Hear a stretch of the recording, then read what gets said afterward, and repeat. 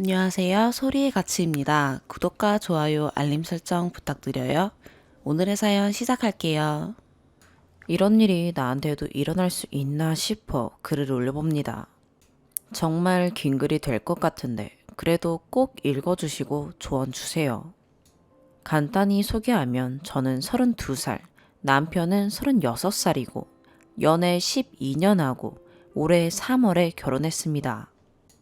연애 기간이 길다 보니 양가 부모님, 일가 친척분들 여러 번 뵀었고 이번 연휴에 시할머니 생신이어서 시댁 가족 다 모여서 밥 먹기로 모였습니다. 수원의 한적한 시골입니다. 남편은 아버님이 안 계세요. 저희는 어머니 모시고 토요일 오후 2시쯤 도착했고 그 뒤로 이모님 가족분들이 한 가족씩 오셨어요. 참고로 저희 시댁 어르신들 다 너무 좋으신 분들이세요. 항상 여자친구로 인사 오더니 이젠 조카 며느리가 돼서 더 이뻐 보인다며 음식 만드는 것도 기름 튀기니 가서 TV 보라고 하시고 설거지 그릇 몇 개 생긴 거 닦으려고 하면 어느 분이던 우리 조카 며느리 싱크대에 못 가게 해라 하실 정도로 다들 너무 잘해주십니다. 그야말로 시월드라는 것도 시집살이라는 것도 전혀 못 느낄 정도로요. 이모님 중에 일찍 딸을 낳으셔서 지금은 40살인 남편 사촌 누나, 저에겐 형님 되시는 분이 한 분 계신데 그분은 저 12년 동안 연애하는 동안 5번도 못 뵀어요. 명절에도 안 오고 해서 마지막으로 뵌 게 결혼식이에요. 근데 그분이 화근이 될 줄은 몰랐네요. 음식 차려서 할머니 생신 선물도 드리고 일가 친척들 다 모여서 재밌게 보냈습니다. 워낙 예전부터 가족끼리 단합도 잘 되고 때 되면 놀러도 같이 다니시고 해서 중학생, 고등학생 되는 아가씨, 도련님들도 밤 늦게라도 혼자 학원 끝나고 찾아올 정도더라고요. 생신 파티가 한 차례 끝나고 어르신들은 술을 한 잔 더 하셔서 안주도 이것저것 내가고 새벽 2시쯤에 술자리가 끝났습니다. 어른 아이 합쳐서 30명가량 되는 인원이 자려다 보니 10명 정도는 거실에 이불을 한 줄로 깔고 순서대로 자기로 했습니다. 제가 있던 줄을 설명하면 이모님, 우리 어머님, 제 남편, 형님 남편, 이해가 잘 되실지 왼쪽부터 순서예요. 이 순서로 자기로 하고 불을 끄고 누웠습니다. 그리곤 형님 되는 분이 저랑 제 남편 머리맡에 와서 제 남편의 머리를 쓰다듬으며 우리 동생 어렸을 때 누나 하고 따라다니더니 다 커서 결혼을 했네. 담소 나누는구나 하고 웃으면서 고개를 돌려봤는데 남편이 씩 웃으면서 뽀뽀할 때 혼자 쩝쩝 소리 내면서 입 내미는 거, 그거를 하는 거예요. 나는 나한테 뽀뽀해달라나 순간 그랬는데 그 형님 되는 사람이 남편 양쪽 볼을 손으로 잡고 쪽소리 나게 입을 맞춘 거예요. 순간 전 너무 멍해서 형님 뭐 하시는 거예요? 아무리 그래도 입에는 아니죠. 했더니 자기도 순간 멍하더니 집 밖으로 나가더라고요. 불 끄고 누워있던 터라 그 장면을 본 건 저뿐이고 제가 말하는 걸 듣고 이모님이랑 저희 시어머니가 일어나셔서 뭐가 하는 와중이었습니다. 남편은 눈 꼭 감고 자는 줄 알았더니 자다가 웃음을 못 참겠는지 푹 하더라고요. 그걸 보고는 더 황당했습니다. 무슨 일이냐고 어머니가 물으시길래 형님이랑 신랑이랑 입 맞췄다고 하고 실수가 너무 터져 앉아서 벽 보고 있었습니다. 나갔던 형님이 들어오더니 나 지금 집에 갈 거야. 나만 미친년 됐네. 랍니다. 누가 만든 게 아니고 지가 한 짓인데 이상했습니다. 저는 속으로 네가 가던 말던 내가 뭔 상관이냐 하는데 저희 시어머니가 말리러 따라 나가시는 겁니다. 저희 어머니 나가시는데 저 앉아있으면 안 될 것 같아 일단 저도 뛰어나가니 어머니가 자리 비켜주시더라고요. 나 나갈 거야. 놔 하면서 잡는 제 팔을 뿌리치길래 다시 잡으며 제가 그랬습니다. 가면 제가 가야지. 형님이 왜 가세요? 기분 나쁜 건 전데 형님이 가시면 식구들한테 저 진짜 나쁜 년 되는 거고 형님도 결혼하셨으니 입장 바꿔 생각해보세요. 저 결혼하고 2달 만에 첫인사 온 건데 이 상황을 봤으니 억울하면 제가 억울하지. 왜 형님이 억울한 것처럼 가려고 하세요?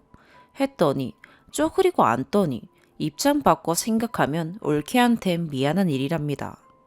근데 워낙 어렸을 때부터 친하게 지냈고 오랜만에 보니 아기 때 생각이 나서 순간 그랬답니다.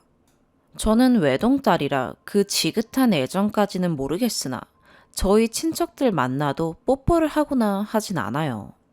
오히려 고모나 이모 어른들한테 뽀뽀하면 했지. 달래는 와중에 형님이 그럽니다. 올케가 그런 거 싫어하면 내가 올케 신랑 그거 하나는 꼭 고치게 해줄게. 우리 동생이 제일 무서워하는 것도 나고 내 말을 제일 잘 들어. 더 이상 말이 길어지면 저도 사이코 되는 것 같아 네네 하고 달래서 들어왔습니다. 정말 우리 시어머니 생각해서 꾹꾹 눌러 참았습니다. 저 그날 자라고 누우라는 시어머니 잠드신 거 보고 새벽 5시까지 못 자다가 밖으로 나왔습니다. 3시간은 좋게 산책하며 생각을 정리했습니다. 일단 우리 부모님이 너무 보고 싶었고, 둘째는 술 취해서 잠만 자는 남편이 너무 싫었고, 셋째는 내가 아무리 성격이 지랄 같아도 여기선 꼭 참아야 한다 다짐했습니다. 아침에 들어가니 아직 주무시고 계시더군요.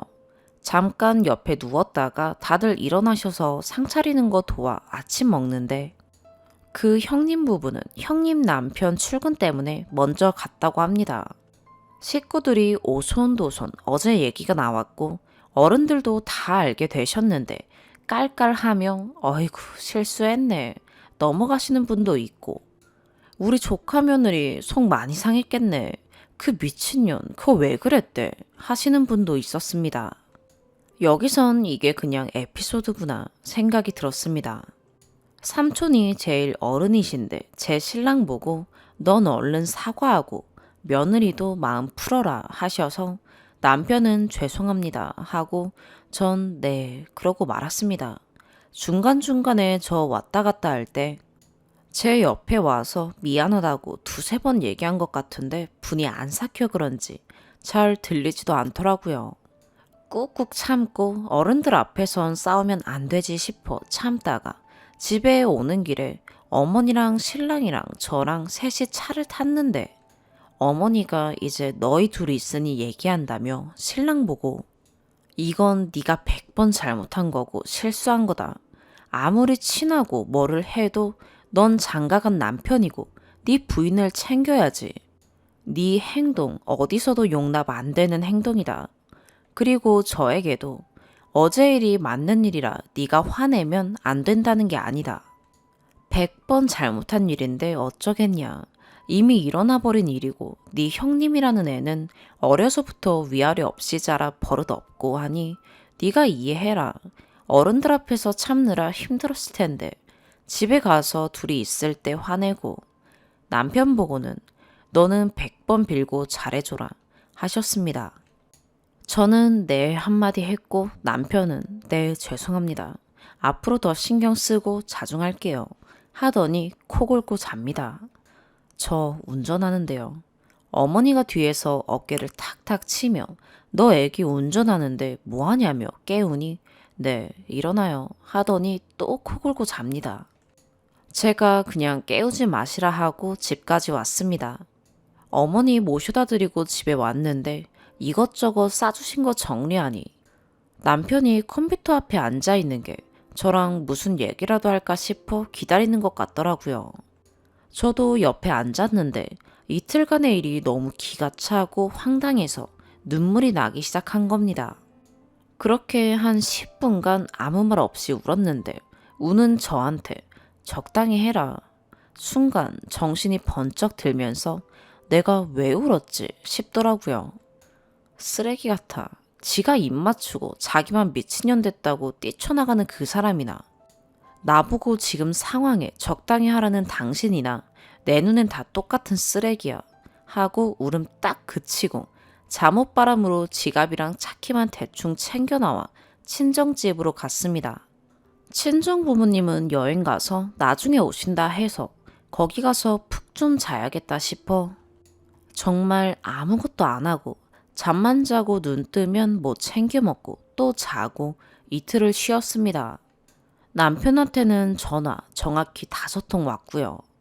오늘 친정 부모님 오시면 저 싸워서 왔던 거 알면 속상하실까봐 정리해놓고 신혼집으로 오니 어제 신랑 친구들이 왔었나 보네요. 빈병이고 설거지고 싹 깨끗이 해놨으나 베란다에 남편 담배가 아닌 다른 종류의 꽁초가 재떨이에 건물주한테 문자도 왔네요. 쓰레기 분리수거 잘 안 하면 안 치워가니 잘해서 버리라는 메시지와 함께 버려진 쓰레기 사진. 저 연애 12년 동안 우여곡절 정말 많았지만 항상 대화로 풀고 우리는 대화가 잘 되는 게 제일 장점이라 오래 만난 거고 싸워도 잘 화해할 수 있다고 서로 얘기하며 만났습니다. 수원에서부터 오늘까지 대화가 안 됩니다. 이티랑 있는 것 같아요. 서로 외계요. 사랑받고 있다 생각했고 사랑하고 있다고 생각했는데 지금 이게 무슨 영문인가 싶고 정말 사랑과 전쟁에서도 못 본 내용이고 들어본 적도 없는 일이라 두서없고 길지만 털어놔봤습니다. 이 일로 헤어지거나 하기보단 현명한 방법이 있거나 다른 데에 문제가 있지 않나 생각되시면 주저 말고 조언해주세요. 친구들한테 말해봐야 안 나오고 뭐하냐는 말밖에 못 들었어요. 긴 글 읽어주신 분들 정말 감사합니다. 추가, 덧붙일 내용이 있어서 몇 자 적습니다. 형님 남편이란 사람 뭐 했냐 하시는 분이 있는데 그분 고주망태 돼서 코 골고 구석으로 굴러가서 잤습니다. 원래 자는 자리도 남편 옆이 형님 남편인데 자기 혼자 굴러가 잡니다. 아마 다들 쉬쉬해서 이 난리 난 건 그댁은 모를 거예요. 형님이란 사람 시댁에서 맨날 탈탈 털려서 그날도 시어머니 욕만 주구장창. 그 집에서 알면 아마 난리 나겠죠. 성질 같아선 그 형님 남편한테도 당신 마누라가 이사단 내서 난 이혼 한 해 만에 하는데 당신 댁은 평온하냐 묻고 싶지만 그 양반은 또 무슨 죄인가 싶어 참고 있고요. 자작이라 하신 분들 이 일이 자작일 수 있을 만큼 황당한 일이구나 받아들이겠습니다. 뭔가 증명을 원하시면 궁금한 거 말씀하세요. 시어머니 전화번호라도 알려드릴게요. 친구가 이거 베스트에 가면 욕해주신 분들 댓글 프린트해서 결혼사진 옆에 붙여두라더군요. 네가 이만큼 쓰레기다 라고 보여주라며. 두 번째 추가. 한 번 덧했는데 이렇게 심각한 문제가 될 줄 저만 몰랐나 봐요. 먼저 댓글 주신 분들 하나하나 빼놓지 않고 잘 읽었습니다. 후기를 궁금해하시는 분들이 계신데 아직 풀지 못한 상태라 별다른 후기를 말씀드릴 게 없네요. 서로 눈도 안 마주치고 지내고 있고요. 남편은 거실에서 전 방에서 안 마주치고 있어요. 이게 뭔 하숙집도 아니고 진짜. 물론 집안일도 저에게 딱 필요한 만큼만 하고 있고요. 배고프면 나가서 순댓국 한 그릇 먹고 오고요. 친정집 다녀갔다는 거 친정 부모님이 아시더라고요. 그래도 아직 별 말씀 안 드렸고 갈라서게 되든 잘 풀리게 되든 그때 가서 말씀드려야지. 괜히 해결 없는 상태에서 말씀드렸다가 속만 상하실 것 같아서요. 참고로 어떻게 결론이 나든 이 글과 댓글들은 남편한테 꼭 보여줄 생각입니다. 장기전이 될 것 같아 언제가 될진 모르겠지만 결말은 꼭 다시 올릴게요. 다시 한번 응원 주신 분들 감사합니다. 두 번째 사연입니다. 저희 부부 문제에 대하여 조언을 구합니다. 서로 다른 삶을 살아오던 남녀가 한 사무실에서 일을 하게 되었고 서로가 서로를 좋아하게 되어서 열애를 통해 결혼을 하게 되었다. 누구나 꿈꾸듯이 행복한 결혼 생활은 꿈꾸었지만 남녀는 행복하지 못했다. 각자가 바라보는 삶의 목표가 달랐고, 바라보는 삶의 목표를 이루기 위한 수단도 달랐기 때문이었다. 남녀 모두 행복을 꿈꾸었지만, 행복을 이루는 구체적인 가치관이 달랐던 것이고, 가치관을 실현하기 위한 수단은 더더욱 크게 차이가 났다. 남녀는 힘든 시간을 보냈지만 사랑스러운 아기를 낳고 만점짜리 육아라는 목표를 이루기 위해 노력하기로 다짐했다. 그러나 각자가 생각하는 이상적인 육아 방법과 수단의 불일치로 다시 행복하지 못한 시간을 보내고 있다. 두 남녀의 미래는 행복할 수 있을까? 삼류 소설처럼 제 마음대로 써본 것이지만 저희 부부의 현실입니다. 저는 30대 후반으로 공기업 팀장급으로 공채 시험을 봐서 입사하였고 10년 넘게 재직 중인 갓 돌진한 아기의 아빠입니다. 저도 동갑으로 같은 회사의 사원으로 공채 시험을 봐서 입사하고 10년 넘게 재직 중입니다.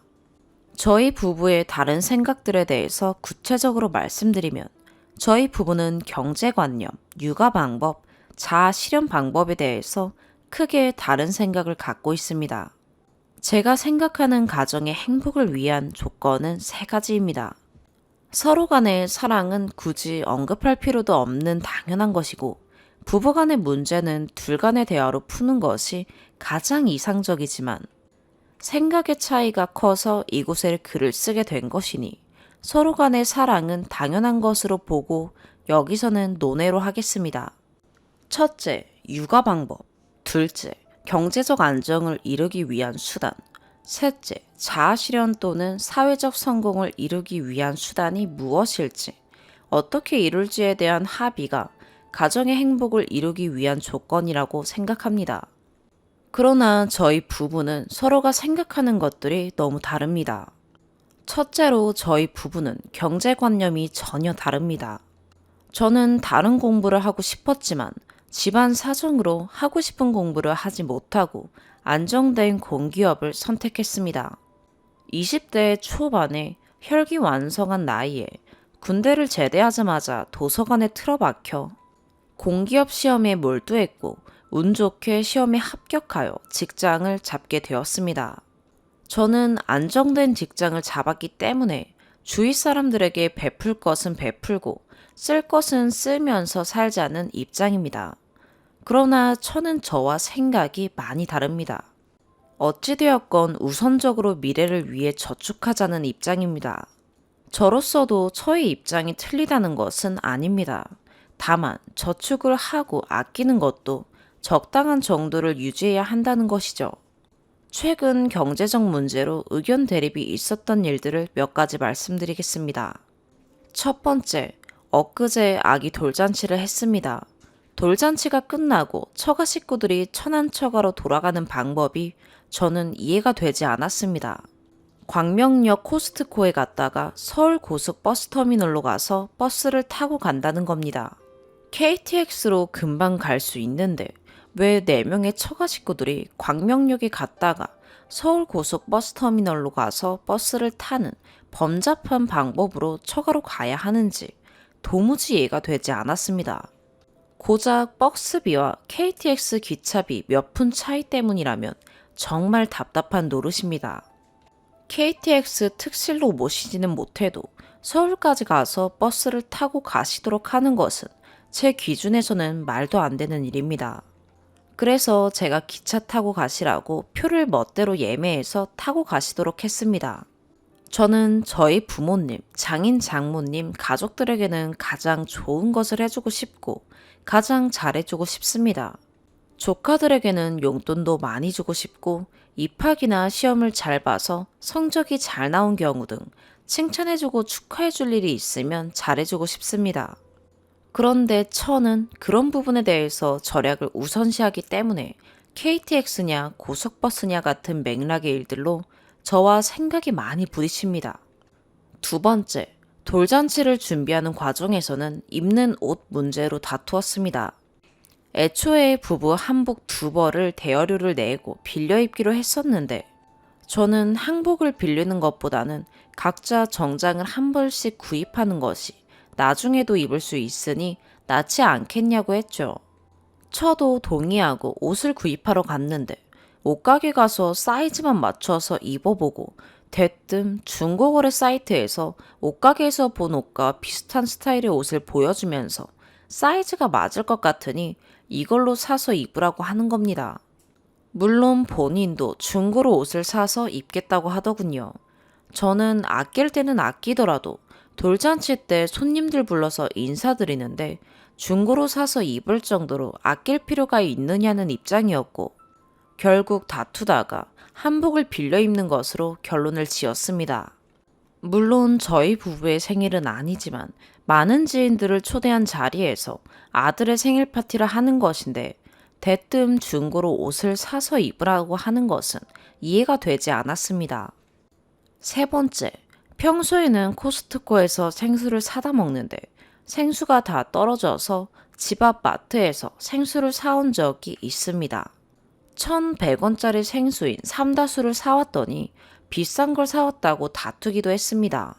네 번째, 올해 초 팀장으로서 팀원들과 첫 회식에서 삼겹살을 먹으러 갔는데 분위기가 좋아서 술과 안주를 추가하다 보니 회식비가 23만 4천 원이 나왔습니다.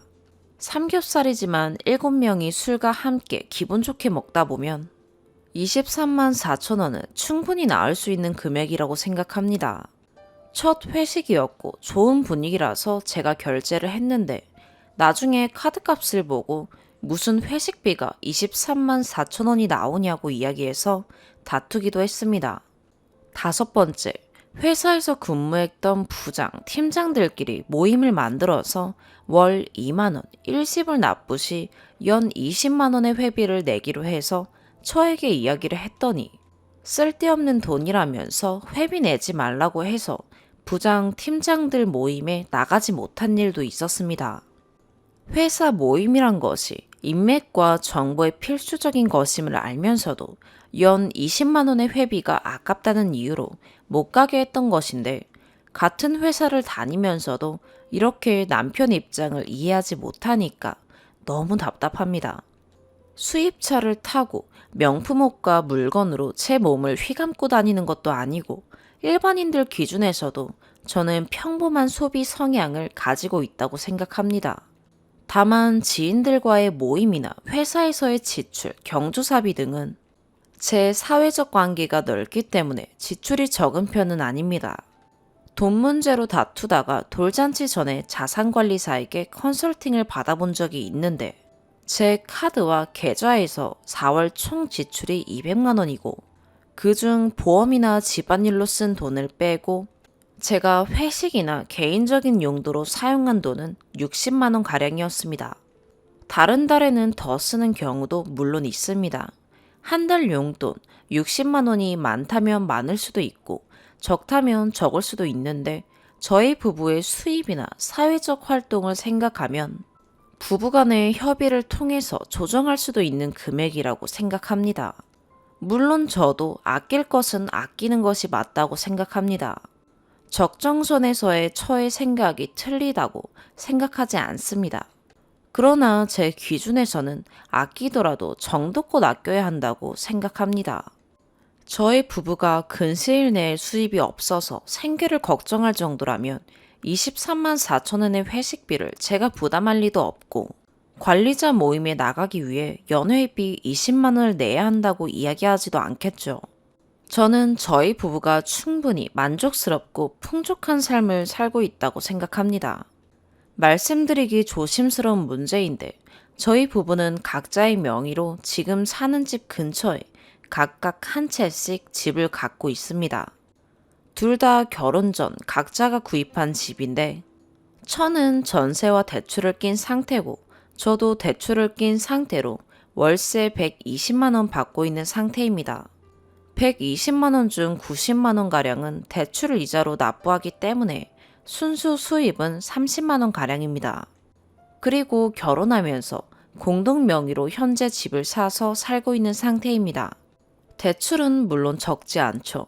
그러나 둘 다 정년이 보장돼서 안정된 수입이 보장되어 있고 향후 연금 등으로 생계를 걱정할 처지는 아닙니다. 휴직을 제외하고 정상 근무할 때 제가 월 평균 500만 원, 첫 월급은 제가 건드리지 않아서 정확히 모르지만 대략 300만 원가량 됩니다. 그리고 작년에 아기 출산으로 기뻐하시면서 저희 어머니가 저희 부부에게 5천만 원가량 주셨기 때문에 당장의 생활비를 걱정할 처지도 아니고요.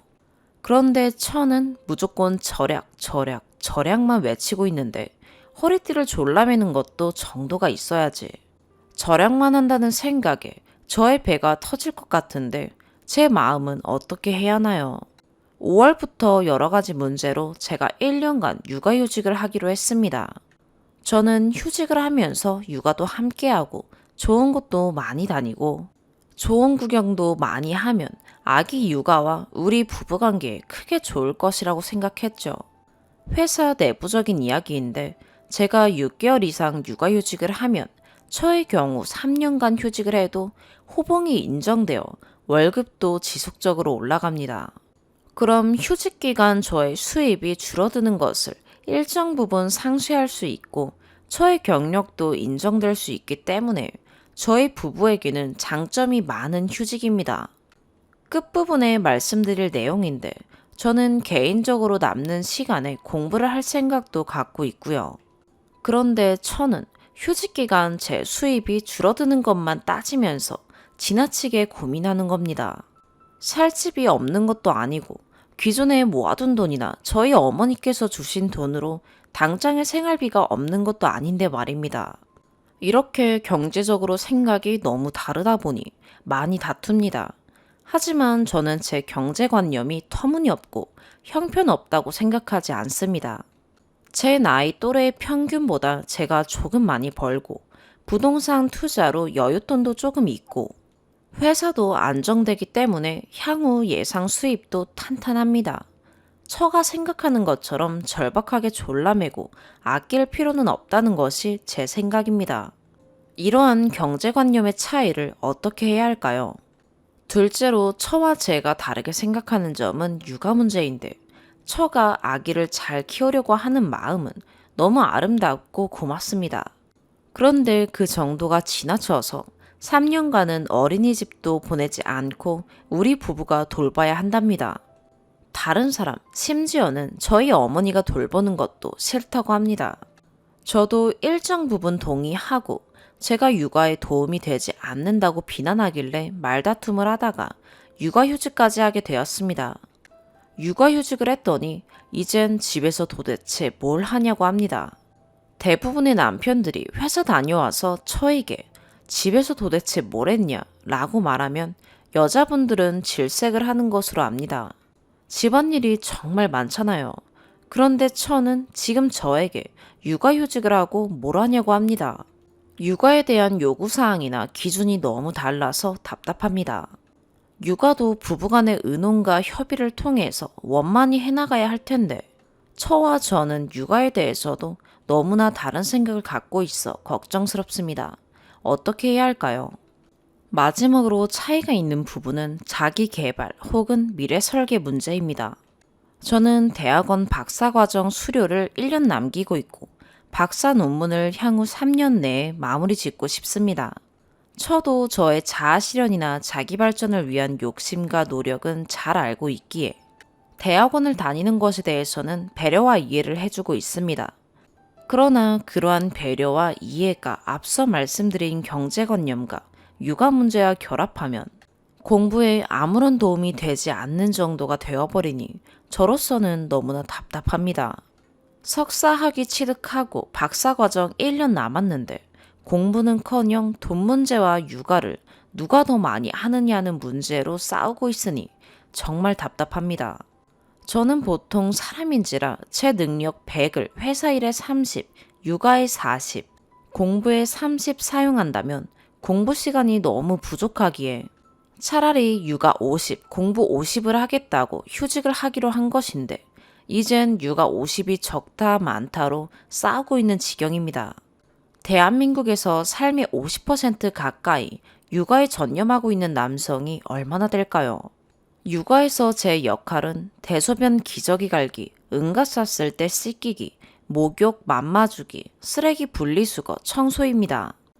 부부 식사는 처가 차리는데 설거지는 하루 한두 번은 저보고 하라고 했는데 당시 돌잔치 한폭 문제였는지 다른 문제였는지 다투던 중이어서 싫다고 했었고 그대로 현재 진행형입니다. 다른 남편들이 어느 정도인지 잘 모르겠지만 제 노력도 이 정도면 처가 인정해줘야 하지 않을까요?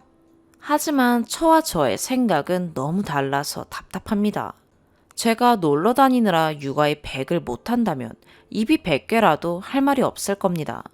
하지만 저는 미래의 더 큰 소득과 안정을 위해서 공부를 하겠다는 것인데 이런 문제로 싸우고 있으니 참 슬픕니다.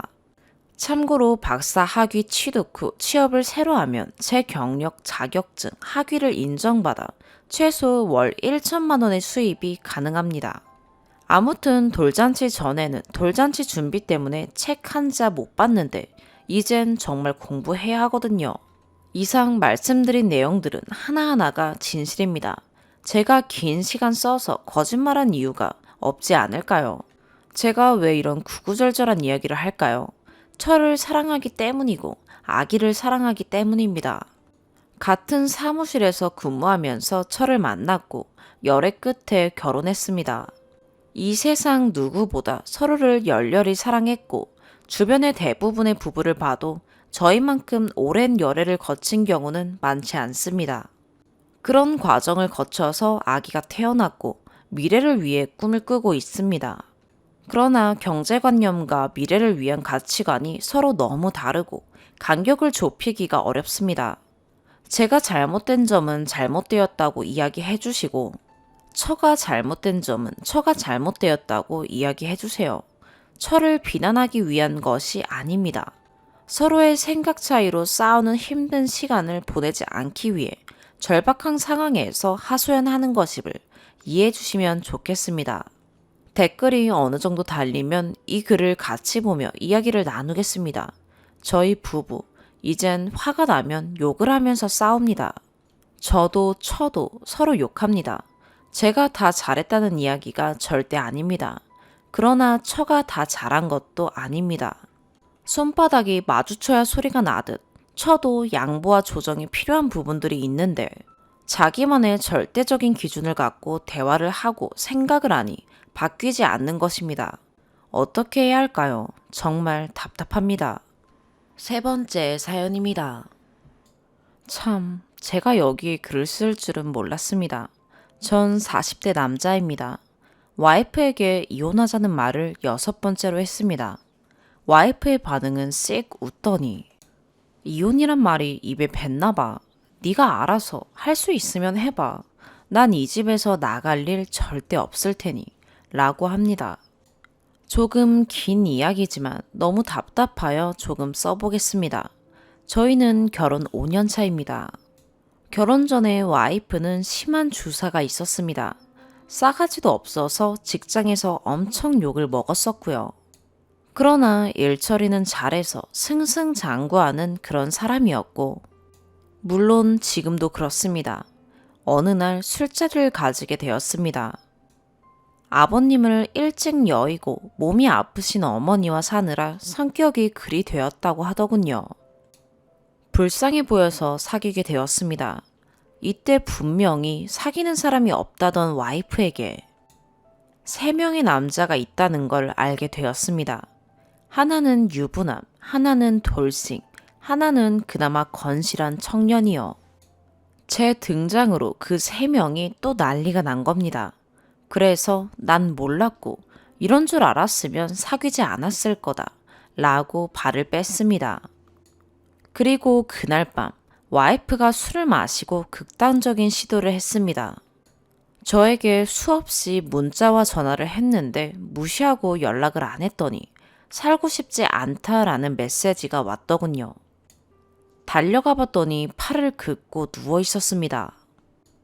와이프는 남자들을 다 정리하고 다시는 이런 극단적인 시도를 하지 않겠다고 해서 다시 만났습니다. 이런 일이 3번 있었고요. 4번째는 이것도 습관이구나 싶어서 안 갔습니다. 하지만 너무 걱정이 되어서 아침에 혹시나 하고 가봤더니 돌싱이 집에 와 있더군요. 비밀번호는 바뀌어 있었고요. 친구 집에서 자고 있다더니 거짓이었습니다. 집안에서는 교성이 흘러나왔고요. 지금 생각해보면 이때 그만뒀어야 합니다. 그놈의 인연이 뭔지 제가 조상님 찬스를 그냥 버렸네요.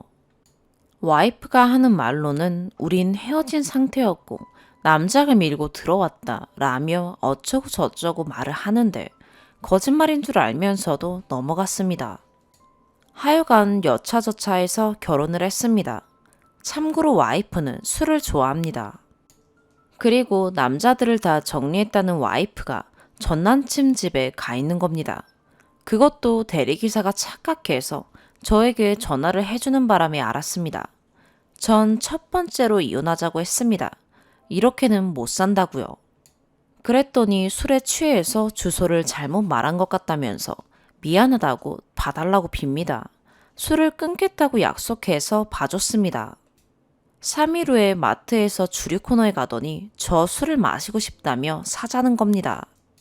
시겁해서 네가 어떻게 그런 말을 할 수가 있냐고 했더니 그럼 자기는 평생 술을 마시지 말라는 거냐며 저보고 너무 폭력적이랍니다. 7일 후에 대리기사에게 연락이 왔습니다. 사모님이 취하셨으니 데리고 올라가라고요. 가봤더니 이미 뒷자리는 토사물로 한강이 되어 있었고 인사불성입니다. 그리고 2일 후에 택시기사에게 전화가 왔습니다. 세차비를 주셔야 한다고요.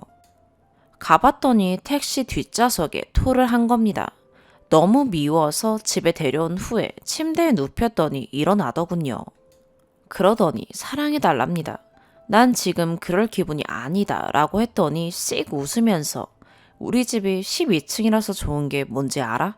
뛰어내려서 세상과 단절하기 딱이야 하더니 베란다 문을 열고 뛰어내리려고 합니다.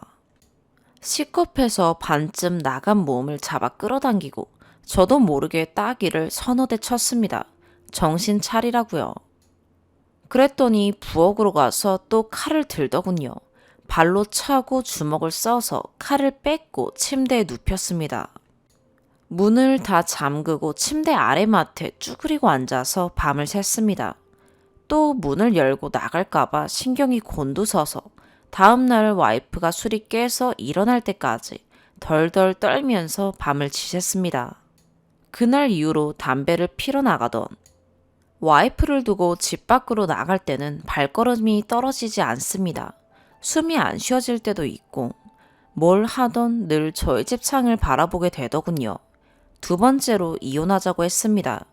이때가 깔끔하게 헤어질 마지막 기회였을까요? 근데 바지를 잡고 늘어지며 잘못했다고 비는 와이프를 차마 버리지 못했습니다. 그리고 나선 와이프가 아이를 가질 것을 요구하더군요. 아이를 가지면 자기는 술을 못 마실 거고 자연히 이런 일이 없지 않겠냐면서요. 아이를 가지면 가기로 했던 대학원을 다 중단하고 아이에게만 전념하겠답니다. 그래서 첫째가 생겼습니다. 물론 이 기간도 지옥이었습니다. 술만 못 마셨지 그 히스테리는 온전히 다 저에게 오더군요. 대학원이요. 당연한 듯 다녔습니다. 자기는 진심이 아니었다면서요. 그런데 첫째가 나온 지 딱 2주 만에 와이프가 복직을 하겠다더군요. 당연히 말렸습니다. 남들은 없는 휴가도 만들어 쓰면서 몸조리 한다. 그러지 말자 라고 했더니 자기는 육아가 지옥이라면서 나가야겠답니다. 회사도 바빠서 나와달라고 했답니다. 애를 낳아줬으면 됐지 왜 키우라고 하냐며 자기에게 책임을 지우지 말랍니다.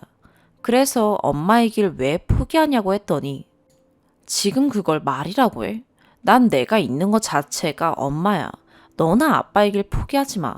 라며 화를 내고 회사로 복직했습니다. 물론 그 당시 와이프는 회사 일과 육아를 웬만큼 병행했습니다. 자기 일 해야 한다며 도우미를 쓰긴 했지만 틈틈이 집에 와서 아이 보고 모유 먹이고 새벽에 2시간마다 일어나서 모유 수유도 했습니다. 근데 저에게 계속 짜증을 냅니다. 자기는 애 모유줘야 해서 일어나는데 너는 코 골고 자냐면서요. 물론 저도 처음에는 일어났습니다. 그런데 제가 일어나도 할 수 있는 일이 없더라고요. 그래서 제안을 하나 했습니다. 퇴근하고 집에 오면 당신은 자고 내가 10시까지 애를 보겠다. 그리고 10시 이후에는 당신이 애를 보면 되지 않을까? 라고요.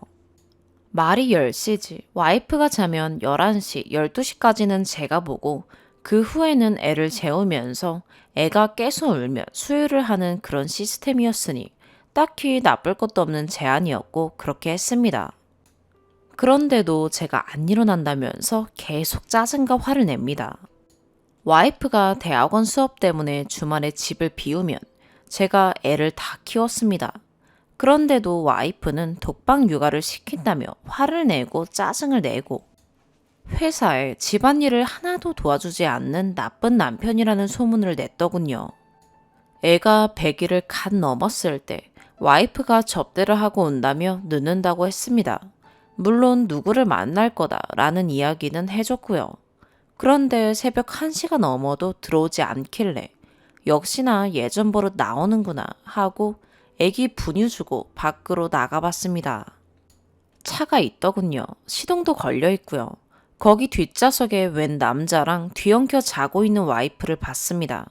눈이 정말 서럽게 오던 날 맨발에 슬리퍼 신고 어찌할 바를 몰라서 차 앞에서 1시간을 서 있었습니다.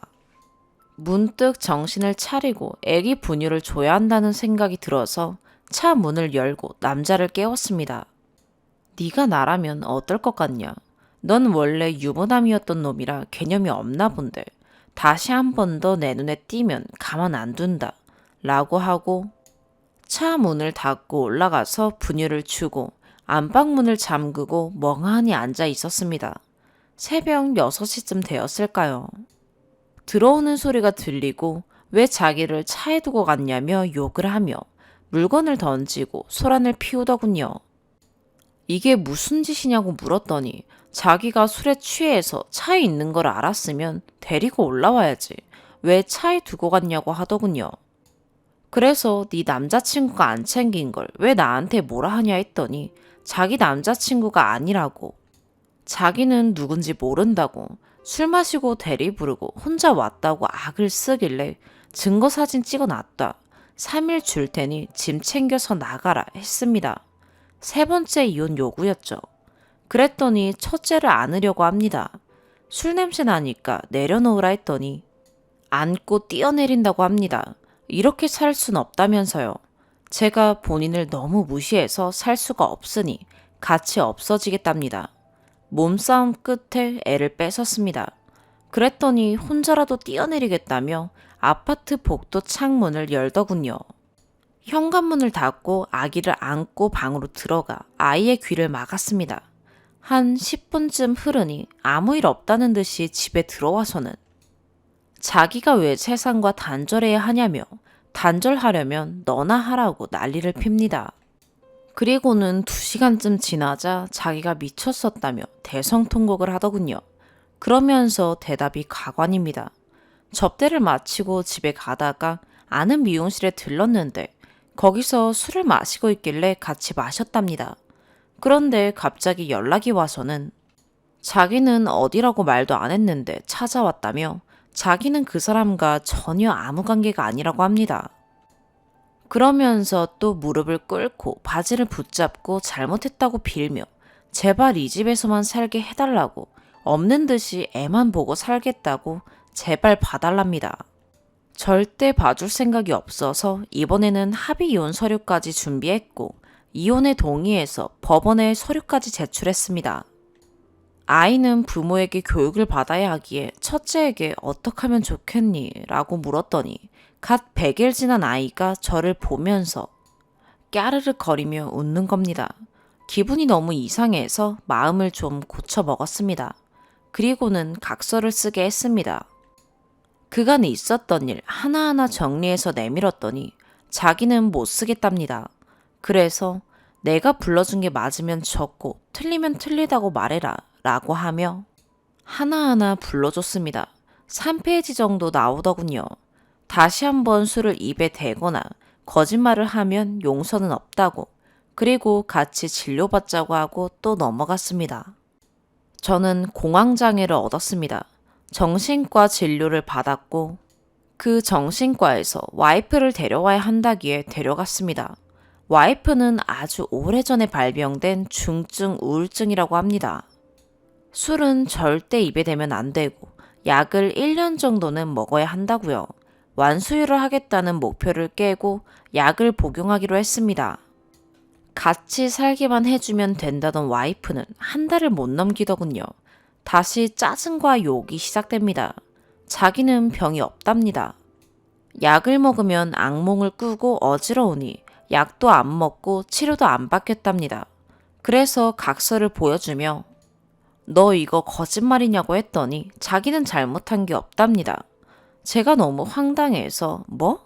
라고 하니 그 사람은 자기의 전남친이었긴 하지만 영혼을 나눈 친구랍니다. 친구 만난 게 무슨 잘못이냐고 합니다. 당신은 여자인 친구 만나는데 자기는 왜 못 만나냐고 합니다. 그러더니 정신과에서 검사 결과가 나왔을 때 자기는 너무 똑똑하고 지적인 사람이라고 했다면서 자기 자신을 탓하지 말고 살라고 했답니다. 그래서 이제 자기는 전처럼 바보같이 안 살겠다고 할 말은 하고 살겠답니다. 너무 어이가 없었죠. 적반하장과 후한무치는 이 사람을 위해 생긴 단어인 듯 합니다. 여튼 보통 2주에서 8주 패턴으로 이런 일들이 반복됩니다. 술을 마시고 들어오고 저와 싸우고 이런 일이 반복됩니다. 그리고 전에 그 사건이 접대를 하러 갔다가 우연히 그 사람을 만난 게 아니라 처음부터 그 사람을 만나는 자리였다는 걸 알게 된 그날, 또 술을 먹고 온 날 4번째 이혼을 요청했습니다. 안 된다며 부부 상담을 받자고 요청하더군요. 나름 유명한 기관에서 부부 상담을 받았는데 몇 시간에 걸친 상담 끝에 나온 말은 저희는 도와드릴 능력이 부족합니다. 다른 기관을 소개해드릴게요. 였습니다. 너무 허탈하고 이혼은 절대 안 해준다고 하고 마음 터놓고 한번 이야기해보자. 왜 일이 이렇게 진행되었을까? 라며 와이프에게 말을 했지만 와이프는 자기 잘못은 없고 다 제 잘못이랍니다. 제가 잘못한 게 너무 많아서 복수심이 들어서 그러는 것 같답니다. 그래서 내가 잘못한 게 뭐냐고 물었더니 술 마시고 담배를 피우는 거랍니다. 왜 이렇게 회식이 잦냐고 합니다. 그래봐야 당신보다는 적고 나는 술 마시고 사고 치는 일도 없고 늘 취하기 전에 집에 들어오고 담배는 과민성 대장증후군 때문에 필 수밖에 없는 거 알고 결혼하지 않았냐? 라고 했더니 너도 내가 이런 성격인 줄 알고 결혼한 거 아니냐며 견디랍니다. 그리고는 우리가 이혼을 하게 되면 첫째가 세상 살기 너무 힘들지 않겠냐며 자기도 외동딸이라 힘들었다며 둘째를 요구합니다. 어이없는 요구임에도 저도 첫째가 너무 불쌍합니다. 그래서 딱 한 번만에 둘째를 가졌습니다. 너무 이상해서 친자 확인도 해봤는데 친자는 맞더군요. 역시 둘째 때도 히스테리가 장난이 아니었습니다. 자기는 임신했는데 왜 대우를 해주지 않냐며 욕을 하고 제가 거실에서 잠들면 한겨울에 거실 창문을 열어버린다든지 애를 일부러 울려서 제 머리맡에 앉혀놓는다든지 이런 건 예사고요. 설거지하는데 왜 그릇을 똑바로 차곡차곡 쌓느냐며 화를 낸다던가 이러면 물이 안 빠진다며 그릇을 툭툭 친다던가 마룻바닥에 머리카락이 있다며 머리 빠지는 건 너밖에 없는데 왜 안 치우냐고 소리를 지른다던가 이런 건 수도 없습니다. 둘째가 나왔고 또 역시 한 달 만에 복직했습니다. 둘째 가지기 전에 굳게 약속했던 꼭 3개월은 몸조리를 하겠다는 다짐 이런 거 절대 안 지킵니다. 당연하다는 듯이 투잡까지 띱니다. 저희 잘 못 사냐고요. 와이프나 저나 꽤 높은 연봉입니다. 저는 금검절약이 몸에 배어 있고요. 와이프는 아버님이 돌아가신 후에 못 살았던 기억은 까마득히 잊은 듯이 돈을 함부로 쓰는 사람입니다. 그리고 당연한 듯이 또 술을 마십니다. 5번째 이혼을 요구했습니다. 그랬더니 자기는 일하느라 어쩔 수 없이 마시는데 이해도 못 해준다고 너무하다고 또 난리가 납니다. 펑펑 울면서 아파트를 몇 바퀴씩 돌고 우는 것도 그냥 우는 게 아닙니다. 입으로 소리란 소리는 다 지르면서 웁니다. 그 상황에서 워크숍이 있어서 하루 외부에서 보내고 다음날 오후에 집에 왔는데 저희 어머니가 와 계신 겁니다.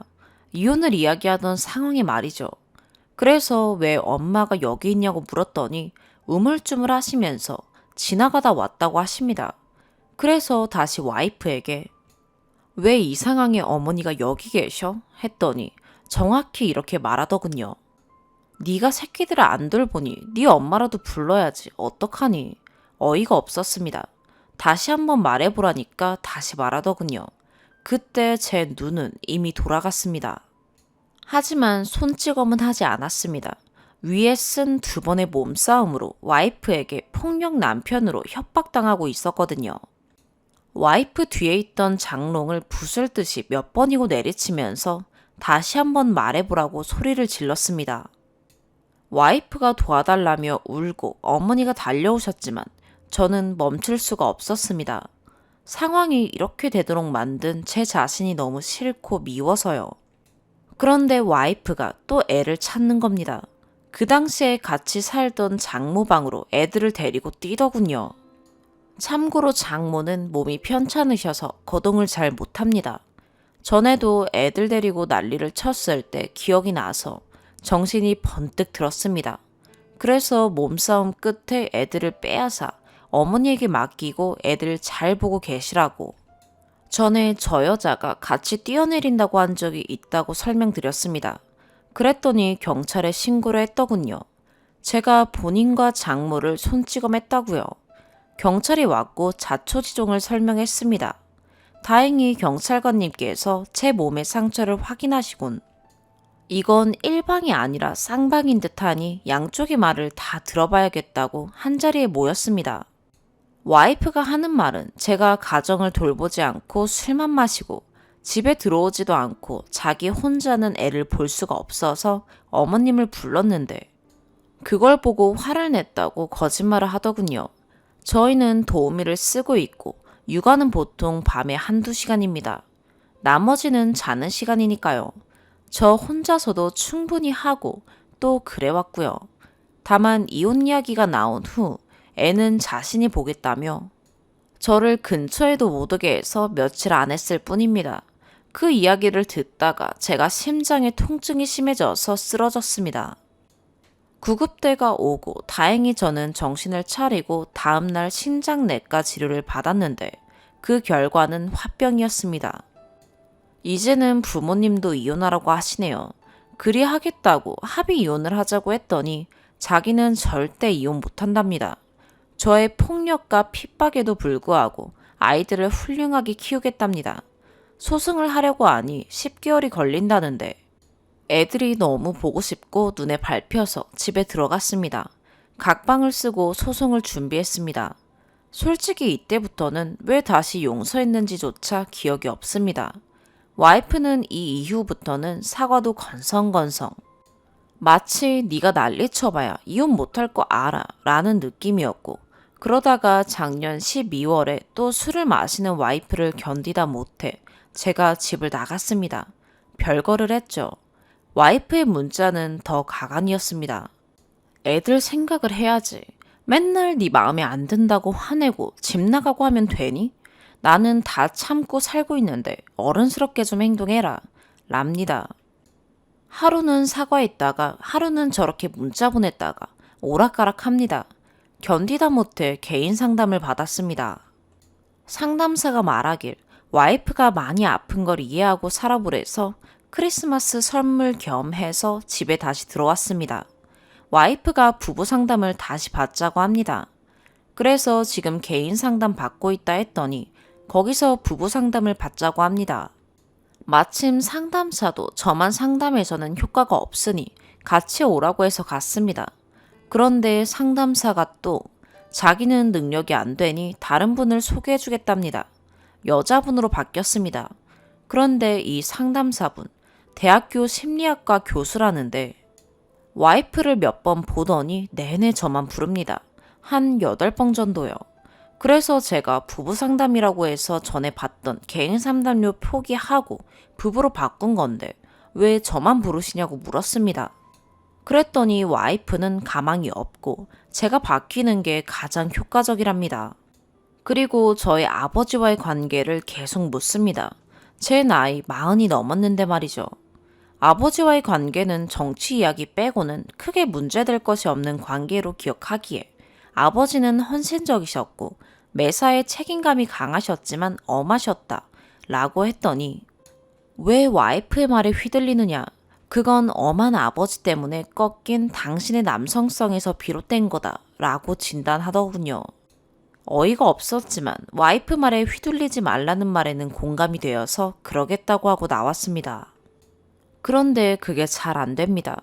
저는 큰 잘못을 했더라도 그걸 인정하면 문제 삼지 않는 성격입니다. 반면에 작은 잘못을 해도 감추거나 숨기거나 당당히 하는 걸 너무 싫어합니다.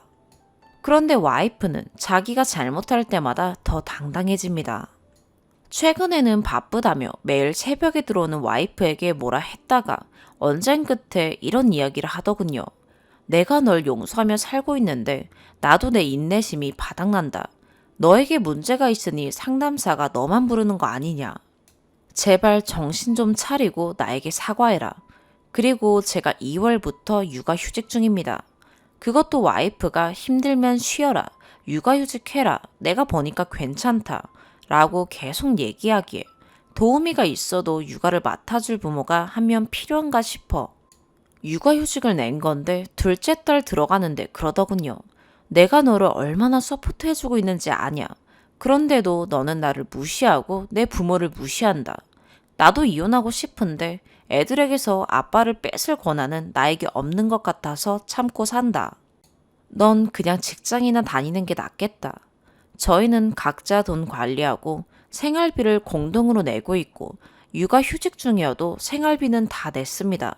즉, 저는 특별히 서포트 받은 게 없죠. 미치고 팔짝 뛰겠습니다. 상담사가 그리 말해도 저런 말을 듣고 화가 안 날 수가 있나요? 그래서 또 이혼하자고 했습니다. 아이들이 똘망똘망한 눈으로 아빠 하고 부릅니다. 정말 어떻게 해야 할까요? 4번째 사연입니다. 저는 30대이고 연하인 남편과 올해로 결혼 N년 차입니다. 여기서 말하는 처제는 당연히 제 친동생이에요. 동생은 저보다 10살 어리고 아직 대학생입니다. 결혼하고 1년 정도가 지나고 친정엄마가 암으로 수술을 받으셨어요. 공기 좋은 곳에서 요양을 하는 게 좋다는 말에 시골에 있는 이모댁 근처로 엄마는 내려가셨고 집에서 통학을 하던 동생이 갈 곳이 없어졌어요. 서울에 있던 집과 시골에 있던 집에 차액과 보험금이 있었지만 엄마 수술하고 입원하는 동안 생활비와 입원비 등으로 여유가 없었기 때문에 동생이 학교를 졸업할 때까지만 우리 집에서 지내게 하는 게 어떻겠냐고 남편에게 이야기를 했습니다. 저랑 친자매가 맞나 싶을 정도로 싹싹하고 부침성이 좋은 동생은 연애하던 때부터 남편을 잘 따랐고 남편도 동생을 귀여워했거든요. 그리고 남편은 흔쾌히 동생과의 동거를 동의했습니다. 남편은 8시 전후해서 출근을 하고 6시 정도만 되면 집에 들어오고 심지어 점심은 집에서 먹기도 합니다. 야근은 종종 하지만 그럴 경우엔 다음 날엔 오후에 출근합니다. 대신 주말에도 종종 출근해요. 반면에 전 7시면 출근해서 퇴근 후에 집에 오면 빨라도 7시 반이에요. 하지만 정시 퇴근하는 날은 거의 없고 야근도 잦아요. 그래서 평일에는 남편이 아침도 차리고 집안일을 대부분 도맡아서 하거든요. 그리고 유난히 아침잠이 많은 동생도 남편이 챙기고는 했어요. 보통 제가 가고 나서 둘이 같이 아침을 먹거나 남편이 출근하면서 동생을 깨우고 제가 늦으면 둘이서 저녁을 같이 먹고 늦은 출근할 때나 집에서 점심 먹을 때도 같이 먹고 이러다 보니 언젠가부터 동생이 친구들과 같이 있다 늦게 들어올 땐 제가 아니라 남편한테 전화를 해서 이야기를 하더라고요. 그래도 그때는 부부관계가 너무너무 좋을 때라서 오히려 저런 모습이 좋았어요. 그렇잖아요. 남편이 친정 식구 잘 챙기는데 싫어할 사람이 누가 있겠어요. 주변에서도 제가 사랑스러우니 처가에 잘하는 거라면서 다들 부러워했고요. 그런데 지금은 그런 것도 아닌 것 같아서 서운합니다. 결혼 2년 만에 임신을 했지만 기형아 판정을 받고 아이를 지우기까지 남편과 의견 충돌이 있었고 다시 아이를 갖는 것에 대해서도 의견차가 있어서 한동안 냉전이었어요. 지금은 나아졌지만 그 뒤로도 좀 서먹해진 감도 있고 결혼 연차가 좀 되고 신혼이 아니게 되면서 더 이상 예전 같지 않음을 느껴요. 남편이 농담을 좋아해서 연애할 때나 신혼 때는 입가에 웃음이 떠날 날이 없었어요. 카톡을 해도 오타 하나만 치면 그걸로 말장난을 주고받고 재밌으면 재밌는 대로 웃고 재미없으면 재미없다 하는 게 웃겨서 웃고 그랬는데 지금은 정말 할 말만 하는 사이가 되어버렸어요. 아침엔 정말 밥 먹어, 조심해서 다녀와 이 두 마디밖에 안 해요. 점심시간에 통화 안 한 지는 오래됐고 카톡도 퇴근 무렵에 몇 시에 들어오냐, 뭐 먹고 싶냐 정도가 다예요. 부부가 오래되면 다 그렇게 되겠거니 하고 생각은 하는데 얼마 전에 자동 로그인 설정되어 있는 컴퓨터 카카오톡으로 동생이랑 주고받은 대화를 보곤 머리가 복잡합니다. 과장이 아니라 동생과 남편 둘이서 하루에 카톡 수백 개는 주고받는 것 같아요. 콩나물국에 계란찜과 밑반찬만 가지고 먹은 아침을 가지고 한참을 이야기하고 점심시간엔 회사에서 힘내라고 인사 한마디 보내면 그 톡이 수십 통으로 이어져요. 연애할 때 보통 그렇잖아요. 별거 아닌 주제로 시작한 대화가 흐르고 흘러서 시작이 뭐였는지도 기억이 안 날 만큼 정신없이 이야기하는 거. 남편과 동생의 카톡이 딱 그래요. 끊임없이 우스갯소리를 하고 웃는 걸로 화면을 가득 채우고 이모티콘 스티커는 또 어찌나 많이 쓰는지 딱 연애할 때 우리를 보는 것 같은 느낌이 강하게 듭니다. 게다가 점심시간에 회사에서 힘내라고 하는 것도 이상한 게 정작 언니인 저한테는 그런 카톡을 안 하거든요. 왜 굳이 형부한테만 하는지. 잘 먹었다는 인사는 집에서 해도 되잖아요. 그런 걸 왜 굳이 카톡으로 하고 한참을 대화하는지 이해가 안 가요. 하지만 무엇보다 충격적이었던 건 남편을 종종 오빠라고 부르는 동생이에요. 원래 결혼 이야기 나오기 전에는 오빠라고 부르긴 했어요. 하지만 결혼 이야기가 오간 다음부턴 꼬박꼬박 형부라고 불렀고 지금도 제 앞에서는 형부라고 부르는데 카톡에선 형부와 오빠를 섞어서 쓰고 남편은 그걸 지적하지도 않고 그냥 듣고 있어요. 동생이 평소에 애교 부리는 이모티콘이나 입술, 하트 이모티콘 같은 걸 자주 쓰긴 하는데 유독 남편한테 더 많이 쓰는 것 같기도 하고요.